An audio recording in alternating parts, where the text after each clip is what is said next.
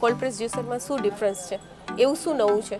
Cold પ્રેસમાં શું થાય કે તમે જે બી ફ્રૂટ્સ કે વેજીટેબલ્સ એની અંદર નાખશો અને એનો જ્યુસ કાઢશો એ સ્ક્વીઝ થશે.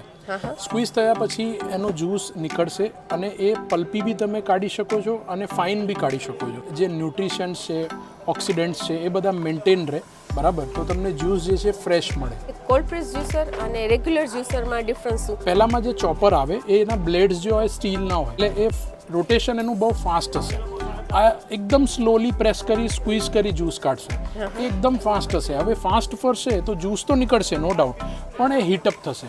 હીટઅપ થતાં જ્યુસની અંદર જે ન્યુટ્રિયન્ટ્સ છે અને ઓક્સિડન્ટ્સ છે એ બધા બર્નઅપ થઈ જાય. તો કોલ્ડ પ્રેસમાં તમને મેક્સિમમ એ મળે અને મિક્સર ગ્રાઇન્ડર કે બીજો જે જ્યુસર તમે કહી રહ્યા છો એમાં તમને લોસ. હવે આની અંદર કયા કયા ફ્રૂટ વેજીટેબલનો જ્યુસ નીકળે? પાઇનેપલ છે, સ્ટ્રોબેરીઝ છે ફ્રૂટ્સમાં, બરાબર, એપલ છે, સિટ્રિકમાં તમે મોસંબી નારંગીનું જ્યુસ કાઢી શકો છો, ગ્રેપ્સ છે. ઇવન તમારે જો મિલ્ક કાઢવું હોય તો મિલ્ક બી પોસિબલ છે, જેમ કે આલ્મંડ મિલ્ક છે, પ્લસ કોકોનટ મિલ્ક બી કાઢી શકો છો, કે આમાં તમે સ્મૂધી બનાવી શકો, સોર્બે બનાવી શકો. આની ક્લિનિંગની સિસ્ટમ કેવી છે? ક્લિનિંગ બહુ જ ઇઝી છે મેડમ, મશીનને કોઈ ક્લિનિંગની રિક્વાયરમેન્ટ નથી. આ ઉપરનું જે પાર્ટ છે આખું ફૂલ કરશો એટલે બહાર આવી જશે. જેથી પકડી આમ સ્ક્વીઝ કરશો એ હોપર અને જ્યુસ કન્ટેનર અલગ અલગ થઈ ગયા. ત્યાં પછી તમે એને ક્લીન કરી શકો છો. ક્લીન કરવા માટે બ્રશ બી આવે છે. અગર કાઢવું હોય સિમ્પલી તમે આને પુશ કરશો એટલે બહાર આવી જાય. સિમ્પલ ઇઝી ક્લિનિંગ છે, કોઈ ઇશ્યુ નથી.